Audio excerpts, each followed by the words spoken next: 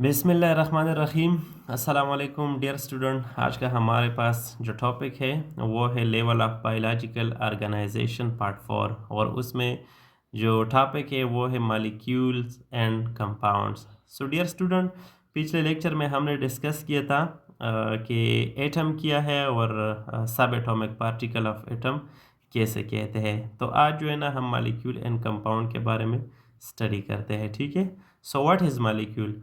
When two or more than two atoms are combined together at form molecule, जब दो या दो से ज़्यादा एटम आपस में कंबाइन हो जाते हैं तो वो मॉलिक्यूल बना देता है, ठीक है।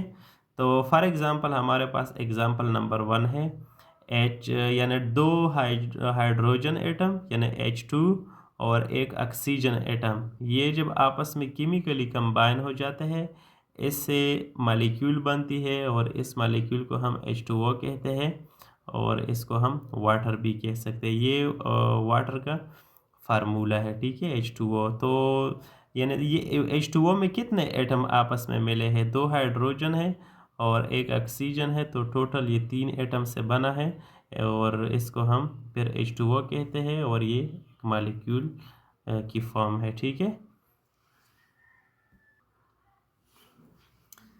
एग्ज़ाम्पल नंबर 2 जो है ये कार्बन एटम है और ये दो ऑक्सीजन एटम्स है। ये जब आपस में रिएक्शन करते हैं, कंबाइन हो जाते हैं, तो इससे कार्बन डाइऑक्साइड बनता है CO2।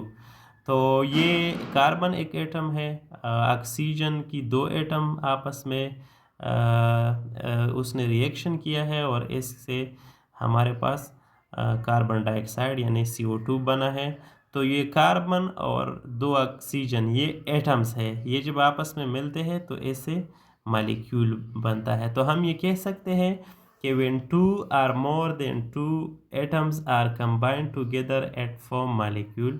तो ये तो बहुत इजी है। अच्छा dear student, what is compound? अब कंपाउंड किसे कहते हैं?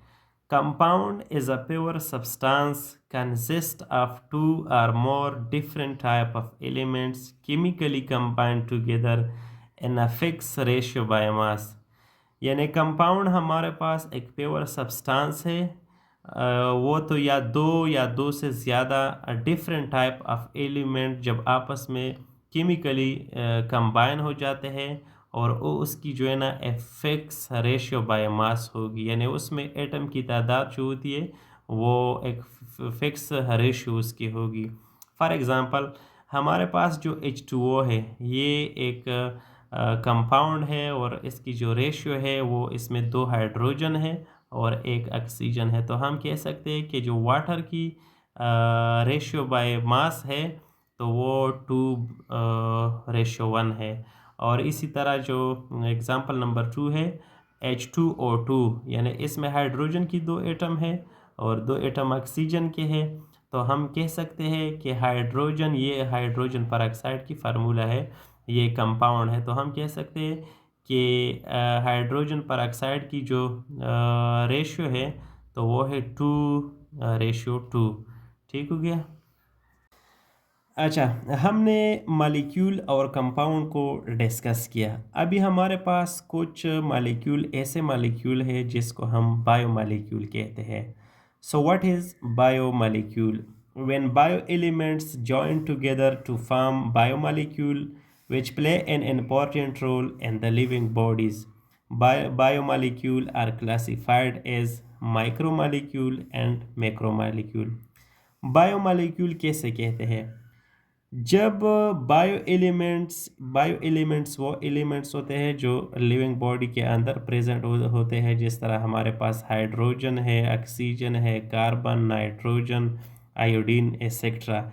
ये जब आपस में केमिकली कंबाइन हो जाते हैं तो इससे हमारे पास मॉलिक्यूल बनते हैं, और इसी मॉलिक्यूल को हम बायोमॉलिक्यूल कहते हैं। और यही बायोमॉलिक्यूल जो है ये लाइफ के अंदर यानी लिविंग बॉडीज़ की जो बॉडी है उसकी जो लाइफ है उसमें एक इम्पॉर्टेंट रोल प्ले करती है।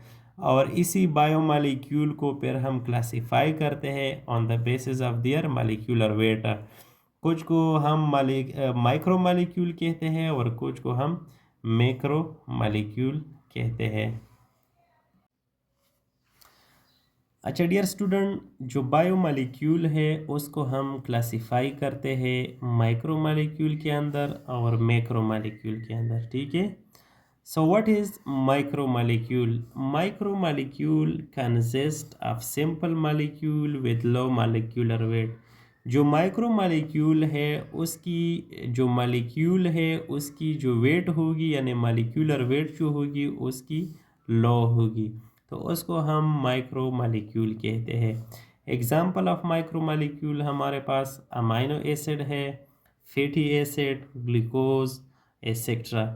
और जो मैक्रो मालिक्यूल है, macro molecule with higher molecular weight, यानी वो मालिक्यूल जिसकी मालिक्यूलर वेट हाई है उसको हम मैक्रो मालिक्यूल कहेंगे। और उसकी जो एग्जांपल है फास्फोलिपिड है, स्टार्च एसेट्रा। और यही जो माइक्रो मालिक्यूल है या मैक्रो मालिक्यूल है, ये जब ये plasma membrane of the cell को ये क्रॉस करता है तो वहाँ पे इसका एक मेन रोल होता है, ठीक है। तो जो माइक्रो मालिक्यूल है वो इजीली पास हो सकती है सेल के अंदर, और जो मैक्रो मालिक्यूल है वो बहुत मुश्किल से पास होती है, ठीक है। अच्छा, जो बायोमॉलिक्यूल है उसकी कुछ एक्सप्लेनेशन करते हैं और ये अप्लाई करते हैं बॉडी के अंदर कि इसका क्या रोल हो सकता है बॉडी के अंदर। The complex molecule containing carbon are called organic molecule. वो मालिक्यूल जिसमें कार्बन मौजूद होता है उसको हम ऑर्गेनिक मालिक्यूल या ऑर्गेनिक कंपाउंड उसको कहते हैं, ठीक है। और जबकि without carbon are called inorganic compound, यानी वो मॉलिक्यूल जिसमें कार्बन कंटेन नहीं होता है तो उसको हम इनऑर्गेनिक कंपाउंड्स कहते हैं। और यही inorganic compound play important role in life processes and building of the living body. और यही जो ऑर्गेनिक मॉलिक्यूल है या जो ऑर्गेनिक कंपाउंड है, ये लिविंग ऑर्गेनिज्म की जो लाइफ है उसमें एक अहम किरदार अदा करता है और लिविंग बॉडी की जो कंपोनेंट्स है, जो पार्ट्स है, उसको डेवलप होने में मदद देती है, ठीक है। Inorganic substances provide basis to the life of chemistry.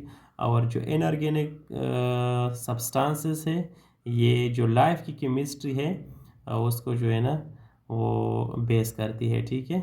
यानी उसको ये बना देती है, ठीक है। जिस तरह इनऑर्गेनिक हमारे पास वाटर हो गया तो ये एक main inorganic component of the living body है।